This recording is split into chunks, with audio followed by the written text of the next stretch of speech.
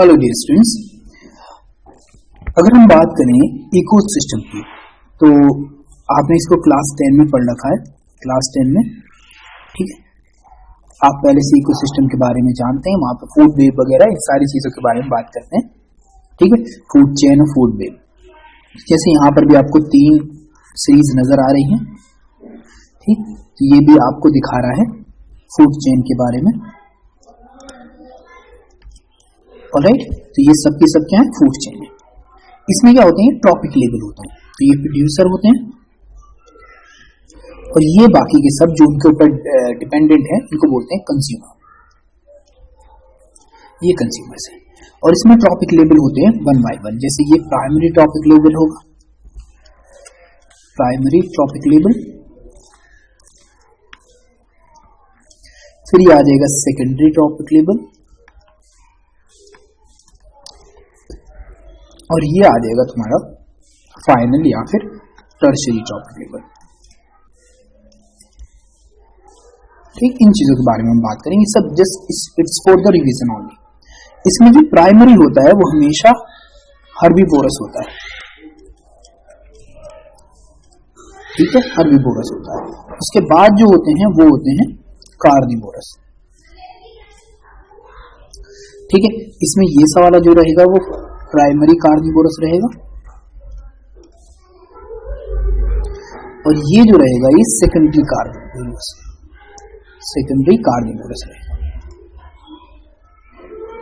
ठीक, तो इस तरीके से हम चीजों को डिवाइड करते हैं। ठीक, sometime we also meet with things those were omnivorous. Omnivorous का मतलब होता है जो दोनों चीजें खाते हो, यानी कि मांस पे भी डिपेंड करते हो और साथ में ग्रास पे भी डिपेंड करते हो। Then we go with that. But right now we are in class 12. ये बायोलॉजी है और हम बात करने वाले हैं अपने चैप्टर नंबर 15 के बारे में, जिसका नाम है इकोसिस्टम। ऑलराइट, तो we discuss about the ecosystem mainly. Let's start. ये रिवीजन टाइप ही होगा क्योंकि बहुत सारी चीजें तुमको याद आ जाएंगी। तो जब भी हम बात करते हैं इकोसिस्टम की, तो इकोसिस्टम क्या करता है, ये बात करता है इंटरेक्शन की। किसके बीच में, ये लिविंग बीइंग के बीच में या लिविंग ऑर्गेनिज्म के बीच में एंड नॉन लिविंग ऑर्गेनिज्म के बीच में, नॉन लिविंग एनवायरमेंट के बीच में।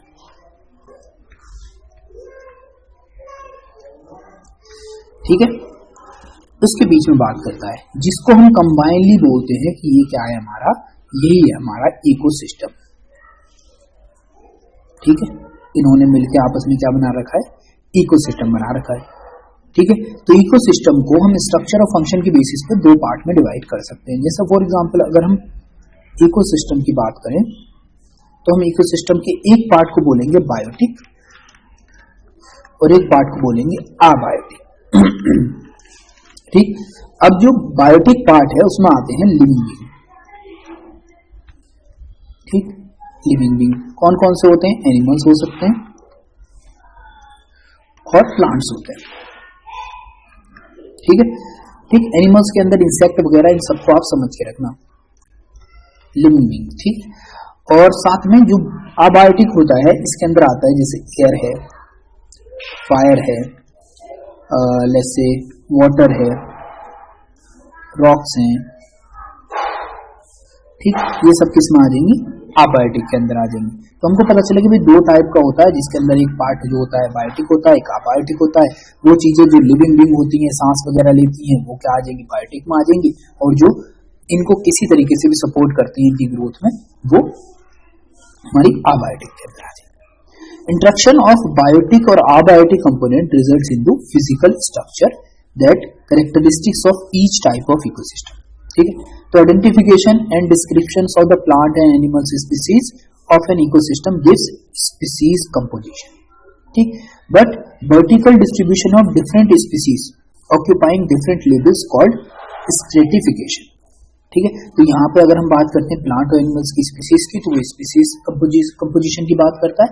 और अगर हम वर्टिकल बात करते हैं, ठीक, जैसे स्पीसीज ऑक्युपाइंग डिफरेंट लेवल्स, तो हम इसको बोलते हैं स्ट्रेटिफिकेशन।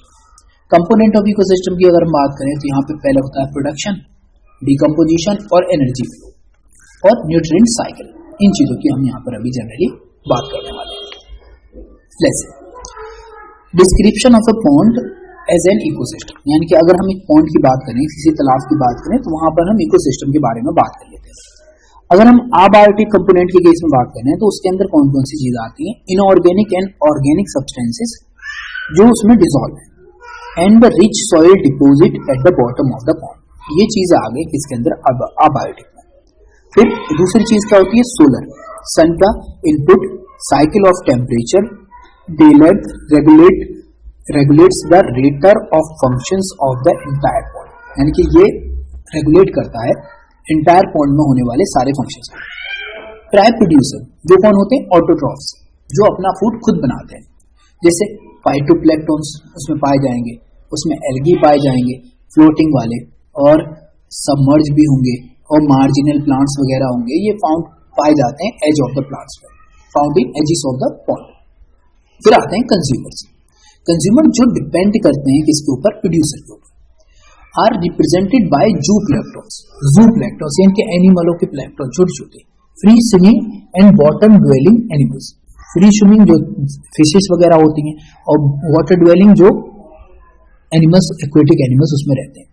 फिर इसके बाद अगर कंज्यूमर वगैरह की डेथ होती है, प्लांट की डेथ होती है, तो इन दोनों के ऊपर डिपेंड करने वाली चीज जो होती है उनको बोलते हैं हम डीकम्पोजर्स। जैसे फंजाई है, बैक्टीरिया है, ये अबेंडेंस में पाए जाते हैं बॉटम ऑफ द पॉन्ड, और ये हर चीज को डीकम्पोज कर देते हैं because they get their food from the decomposition. अब बेसिक इवेंट्स की बात करते हैं इन टर्म्स ऑफ फंक्शंस। तो conservation of inorganic and organic material, conversion of inorganic organic materials by photosynthesis या कुछ अदर प्रोसेस के थ्रू प्रोड्यूस करने में हेल्प करते हैं फूड।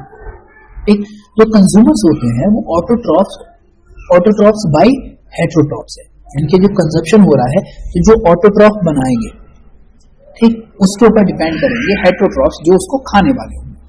तो decomposition and mineralization of the dead organic matter to release them back to reuse by the autotrophs, जो बाद में यूज कर लिया जाएगा ऑटोट्रॉफ के थ्रू।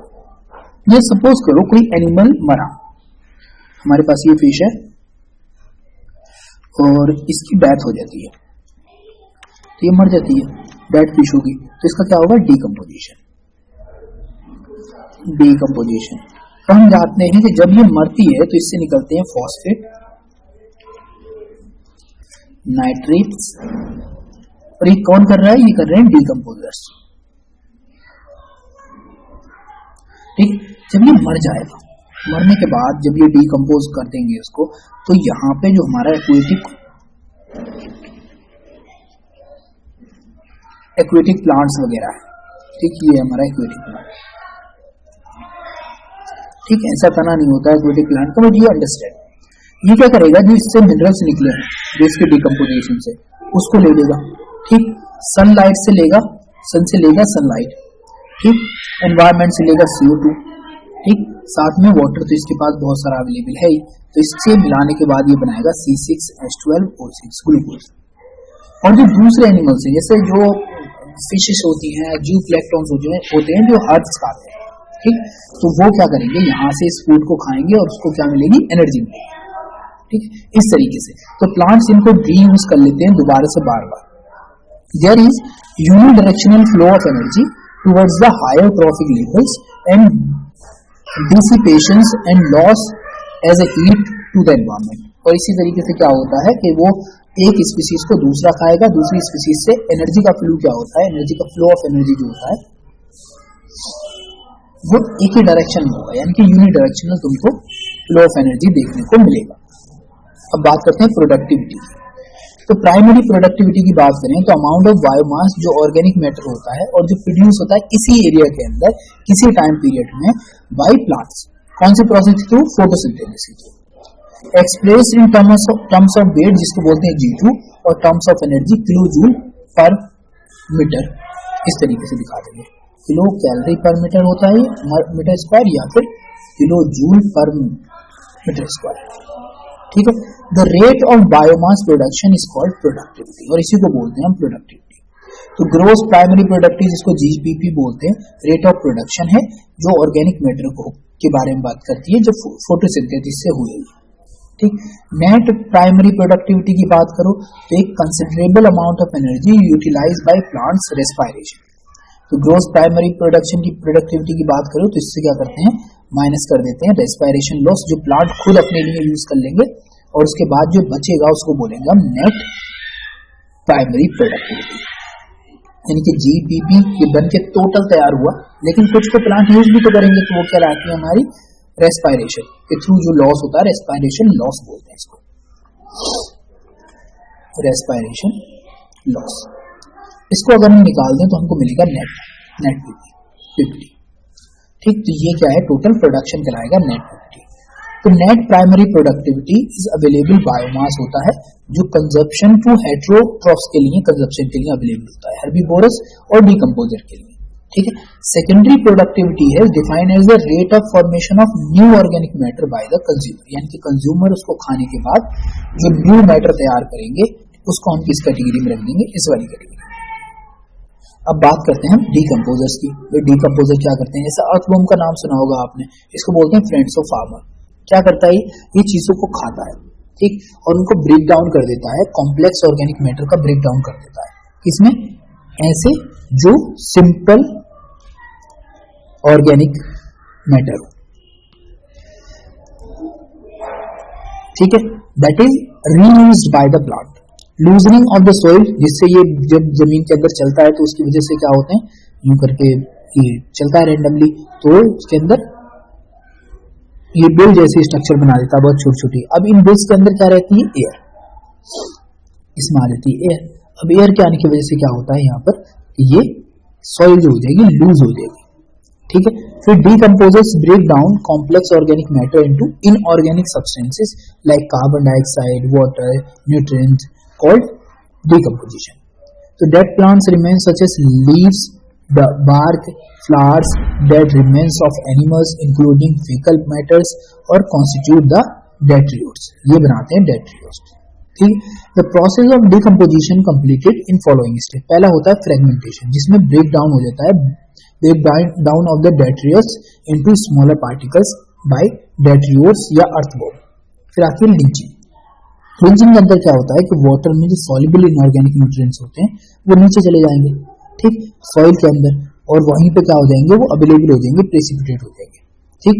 फिर क्या होगा, कैटाबॉलिज्म होगा, जो बैक्टीरिया, फंजाई, एंजाइम्स वगैरह निकालते हैं वो डीजनरेट करते हैं डेट्रियस इनटू सिंपल ऑर्गेनिक सब्सटेंस के अंदर, यानी कि उसको और ब्रेक डाउन कर लेते हैं। फिर यहाँ से होता है ह्यूमिफिकेशन, यानी कि जो सॉइल बनके तैयार होती है, जो जिसके अंदर अच्छा न्यूट्रिएंट पाए जाते हैं, जहां पर अच्छे से खेती की जा सकती है या प्लांट के लिए फूड मटेरियल अवेलेबल होता है, जिसको हम बोलते हैं ह्यूमिफिकेशन, और उससे बनके तैयार होती है humus.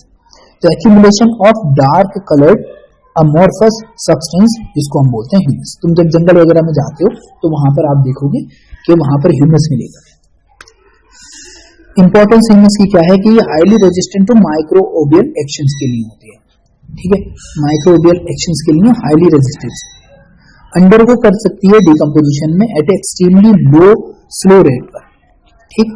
Being colloidal in nature it serves as a reservoir for the nutrients, यानी कि यहाँ पर रिजर्वोयर की तरह न्यूट्रिएंट्स क्या रहते हैं, स्टोर रहते हैं। फिर बात करते हैं मिनरलाइजेशन। तो humus is further degraded by some microbes and releases some of inorganic nutrients occurs, यानी कि बहुत सारे जो inorganic nutrients होते हैं, जैसे पोटेशियम है, सोडियम है, मैग्नीज है, मैग्नीशियम है, ये सब क्या होते हैं वहां पर अवेलेबल हो जाते हैं। फैक्टर जो अफेक्ट करेंगे रेट ऑफ डिकम्पोजिशन वो क्या है, तो डिकम्पोजिशन के लिए सबसे पहली रिक्वायरमेंट होती है ऑक्सीजन।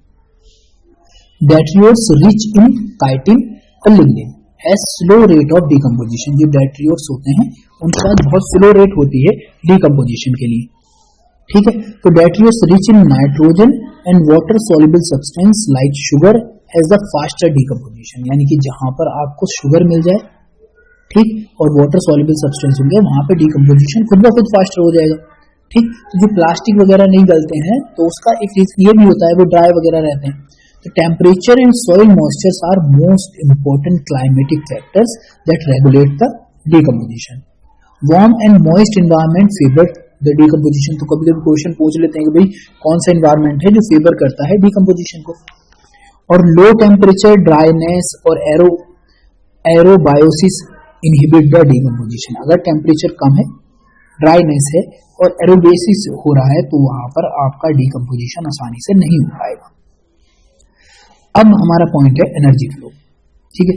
तो except for deep sea hydrothermal ecosystem, sun is the only source of energy for ecosystem on earth. यानी कि जो डीप सी होते हैं वहां पर क्या होता है, हाइड्रोथर्मल इकोसिस्टम पाया जाता है, तो वहां एनर्जी का सोर्स वो है। लेकिन अर्थ के ऊपर या अर्थ की सरफेस पे या समुद्र की सरफेस पे जो प्लांट्स वगैरह है वहां पर एनर्जी का सोर्स हमारे पास एक ही है, वो है sun. Less than 50% of incident solar radiation is photosynthetically active radioactive radiation, यानी कि फोटोसिंथेटिकली एक्टिव रेडिएशन है।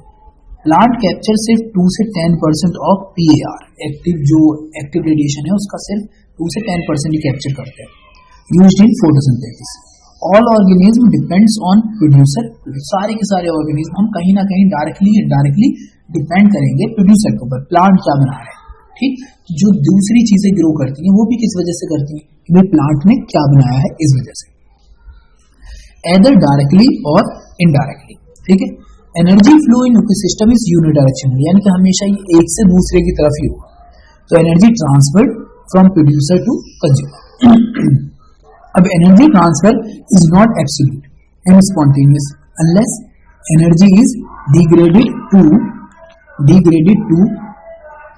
degraded it cannot be transferred. When energy transferred from one trophic level to another, lot of energy loss from heat to environment, यानी कि जो भी animals किसी भी energy को लेता है तो उसमें क्या होता है, मोस्ट ऑफ द एनर्जी यानी कि लगभग 90% एनर्जी तो हीट की फॉर्म में सिर्फ और सिर्फ लॉस हो जाती है environment. Only 10% energy transferred from one trophic level to other, यानी कि सिर्फ 10% ही एनर्जी एक ट्रॉपिक लेवल से दूसरे ट्रॉपिक लेवल तक जाएगी। इसको आप ऐसा समझ लो, ये है तुम्हारा 10,000 जूल ऑफ सनलाइट अगर किसी प्लांट पे पड़ी, प्राइमरी प्रोड्यूसर पे पड़ी, ठीक, तो उसमें उसको एनर्जी मिलेगी सिर्फ और सिर्फ कितनी, 10,000 जूल, ठीक। जब प्राइमरी प्रोड्यूसर को कोई खाता है जिसको हम बोलते हैं प्राइमरी कंज्यूमर, ठीक, तो प्राइमरी कंज्यूमर जो होगा उसको सिर्फ इस 10,000 का 10% ही मिल पाएगा। यानी कि अगर मैं लिखता हूं यहाँ पे 10,000 इंटू 10% ऑफ 100, ठीक, तो मुझको यहाँ पे जो एनर्जी मिल रही है वो कितनी मिल रही है, 1000, जो कि किसके पास गई, प्राइमरी कंज्यूमर की। अब प्राइमरी कंज्यूमर के पास कितनी एनर्जी आएगी, वो भी कितनी होगी, 10% होगी। तो अगर हम इसको काट देते हैं तो हमारे पास कितनी आ गई, 100। तो जो सेकेंडरी कंज्यूमर है उसके पास पहुंचेगी 100, और जो फाइनल जो टर्शरी कंज्यूमर होगा आप उसके पास अंदाजा लगा सकते हैं कि कितनी एनर्जी पहुंच जाएगी। तो उसके पास पहुंच जाएगी सिर्फ और सिर्फ 10%, यानी कि 10 that we can say 10 joule. ये है टर्शरी के पास। तो इस तरीके से एनर्जी का जो ट्रांसफर होता है, जो एनर्जी ट्रांसफर लॉ बोलते हैं इसको, वो बताता है कितने का, 10% ट्रांसफर की बात करता है। तो जैसे फॉर एग्जांपल ये कोई प्लांट है, इस प्लांट ने सनलाइट ली और इतनी किलो कैलोरी एनर्जी को प्रोड्यूस किया। जैसे इसको एक रैबिट ने खाया, उसने क्या किया, यहां से बहुत सारी एनर्जी को तो हीट की फॉर्म में लॉस कर देगा वो, ठीक है। फिर क्या करेगा, प्राइमरी के पास पहुंचेगी इसकी 1000, फिर हीट लॉस होगा यहाँ से यहाँ तक जाने में। और ये स्नेक ने क्या किया, इस रैबिट को खा लिया, तो उसको फिर 10% मिलेगा, मतलब 100। फिर ईगल क्या करेगी, इस स्नेक को खा लेगी, तो उसको भी 10% मिलेगा। और अगर ईगल को कोई खाता है तो उसको 10 का 10% मिलेगा। तो 10 का 10% मतलब हो गया, लेट्स से उसके पास जा रहा है सिर्फ और सिर्फ 1 kilo calorie. That's the reason, और यही दिखाता है हमको हीट फ्लो। अब बात करते हैं हम फूड चेन की। जब भी हम फूड चेन की बात करते हैं तो इसके अंदर बात होती है कि भाई कौन किससे रिलेटेड है। तो हमारा primary producer, then herbivorous, then carnivorous, और देन नेक्स्ट कार्निवोरस, ये टॉप मोस्ट कार्निवोरस। तो ये कहलाती है हमारी फूड चेन। अगर मैं यहाँ पे लिख दूं ग्रास, यहाँ पे ले लेता हूँ रेट, ठीक, और रेट को खाने के लिए यहाँ पे ले लेता हूँ लेट्स से कैट, और कैट के लिए फिर बाद में हम ले लेते हैं लॉयन, फिर टाइगर। तो ये क्या हो गया, हमारा एक लेबल बन गया, एक चेन बन गई। तो यहाँ पे होता है grazing food chain, it extend from producer through the herbivores to the carnivores, यानी कि ये इसमें प्रोड्यूसर आएगा, हर्बीवोरस आ जाएगा और देन कार्निवोरस आ जाएगा। डेट्रियोट्स फूड चेन की बात करें तो यहाँ पे डेड ऑर्गेनिक मैटर होता है डेट्रियोट्स, ये पास करता है through the detritus feeding organism soil to organism feeding on detritus feeders. यानी कि या तो पहले जो आपके पास डेड चीज होगी इसको डेट्रियोस निपटा देंगे, ठीक, और ये डेट्रियोस को खाने वाला अगर कोई ऑर्गेनिज्म है यानी कि जो इनके ऊपर फीड करता है फीडर, तो वो इनको निपटा देगा। तो इस तरीके से ये फूड चेन भी यहाँ पे जाके खत्म हो जाएगी, फिर यहाँ से ये फिर रिपीट हो जाती है, ठीक है। फिर बात करते हैं in aquatic ecosystem GFC is a major conduct of the energy flow. कैसे? एक टेरेस्ट्रियल इकोसिस्टम में अगर हम बात करें तो यहाँ पे क्या होता है कि larger fraction of energy flow through detritus food chain than through GFC, ठीक है। अब बात करते हैं detritus food chain are naturally interconnected. कैसे? जैसे species herbivores one food chain में serve as food of the carnivores to the other food chains, यानी कि एक का जो कार्निवोरस होगा वो अदर वाली को डिपेंड करेगा, और जब ये एक दूसरे से कनेक्ट हो जाएंगे तो हम बोल देंगे कि ये क्या है, फूड वेब बन गया। जैसे सपोज करें इस रेट को स्नेक भी खा सकता है और स्नेक को पीकॉक भी खा सकता है,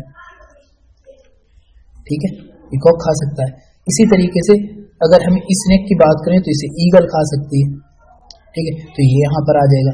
तो इस तरीके से क्या है, अगर सपोज करो ग्रास को रेबिट खा सकता था, ठीक, ऐसे ही यहाँ पे अगर ग्रास को इंसेक्ट खा सकते थे।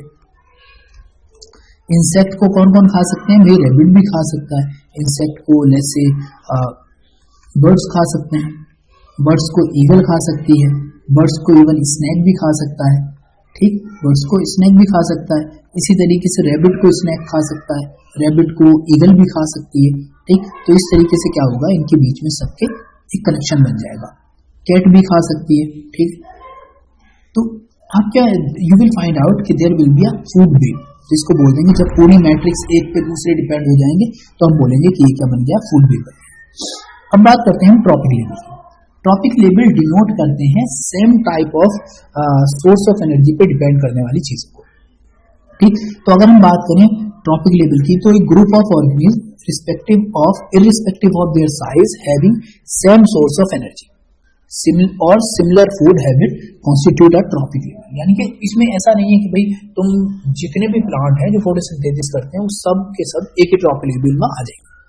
फिर बात करते हैं स्टैंडिंग क्रॉप्स की। तो each trophic level has a certain mass of living material that a particular time called a standing crop, जिसको हम बोल देते हैं standing crop.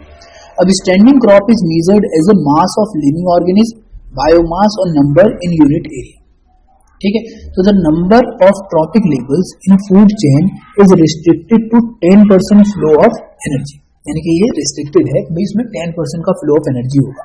Less amount of energy available to the last trophic level, और सबसे कम energy किसके पास पहुंचती है, जो लास्ट में ट्रॉपिक लेवल होता है।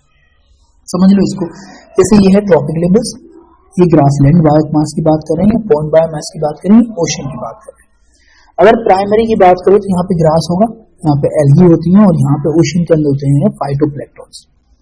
प्राइमरी का कंज्यूमर ले लो तो यहाँ पे ग्रास ऊपर होगा, ग्रास में यहाँ पे होते हैं एल्गी के ऊपर मॉस्किटो लार्वास जो इनके ऊपर सर्वाइव करते हैं, ठीक। और अगर हम ओशन की बात करें तो जूप्लैंक्टन्स, ठीक। उसके बाद सेकेंडरी की बात कर लो तो सेकेंडरी में जो ग्रास ऊपर होते हैं उनको रेट खा सकते हैं। ऐसे ही लार्वा खाती है ड्रैगन फ्लाई, लार्वा जो होगा वो उसको खा लेगा, और यहाँ पर जूप्लैंक्टन को खाएंगी फिशेस। फिर इसके बाद जो टर्शरी आता है उसमें आ जाएगा स्नेक, स्नेक खाएगा रेट को। अगर हम पॉन्ड की बात करें तो यहाँ पे फिश खाएंगे ड्रैगन फ्लाई के लार्वा को, और जो सील वगैरह है वो खा लेंगे फिशेस को। अगर हम क्वार्टरनरी की बात करेंगे तो यहाँ पे आ जाएगा हॉक, बाज, जो सांप को भी खा लेगा, ठीक, वो रेट को भी खा लेता है वैसे तो। लेकिन अभी हम चेन की बात करें, ठीक। इसी तरीके से अगर हम बात करें पॉन्ड बायोमास में तो यहाँ पे होता है रेकून, रेकून क्या करता है, इस फिश को खा सकता है, ठीक है। ऐसे ही ये जो है आपकी सील को खा सकता है व्हाइट शार्क, ठीक है। तो इस तरीके से एक चेन हो गई। अब बात करते हैं हम डेड लीव्स की। डेड लीव्स को खाया जाता है वुड लाउस के द्वारा, या फिर हम इसको डेट्रियोट्स बोल सकते हैं, और डेट्रियोट्स को खा लेते हैं कौन, ब्लैकबर्ड्स, छोटी छोटी चिड़ियां होती हैं वो इसको निपटा देती हैं।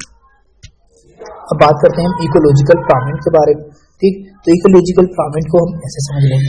वैसे फॉर एग्जांपल ये आपको बताता है कि किसी भी चीज का जो भी प्रोड्यूसर्स होते हैं उसकी नंबर बहुत लार्ज होती है। ठीक है, तो यहाँ पर हम बात करेंगे फ्रागमेंट इन नंबर इन ग्रासलैंड्स। ग्रासलैंड के केस में हम यहाँ पे बात करने वाले हैं।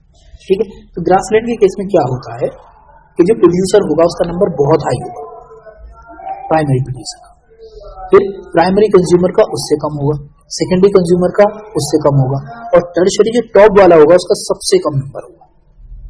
ठीक, अगर हम बात करें प्राइमेंट इन केस ऑफ बायोमास के केस में, तो इसमें क्या होता है, इसमें भी चीजें डिक्रीज ही करती है। तो वेट के केस में बात करते हैं, यहाँ पर नंबर के केस में बात कर रहे थे, तो वेट के केस में प्राइमरी है उसका वेट लेस से 809 है, तो जो सेकेंडरी होगा 37, जो टर्शरी होगा तो उसका जो हो जाएगा 11 हो जाएगा, जो लास्ट वाला आएगा बिल्कुल फाइनल उसका 1.5 हो जाएगा। ठीक, केजी पर मीटर स्क्वायर के केस में। अब बात करते हैं हम inverted fragment biomass standing crop of phytoplankton supports large standing crop of जूप्लैंक्टन्स।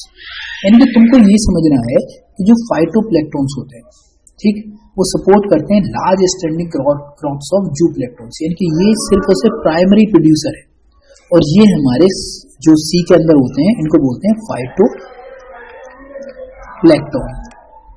ठीक, और इनको कंज्यूम या इनके ऊपर जो सरवाइव करते हैं वो होते हैं हमारे फाइटोप्लैंक्टन, जूप्लैंक्टन्स। ठीक है, तो इस तरीके से एक छोटी क्रॉप के ऊपर एक स्टैंडिंग क्रॉप जो सरवाइव करती है वो बहुत ज्यादा होती है।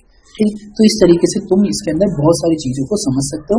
It was a short video, one short video just to clear your thought.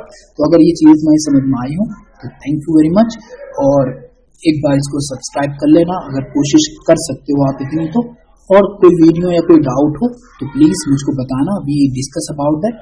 Thank you very much for being the part of this video. God bless you. Have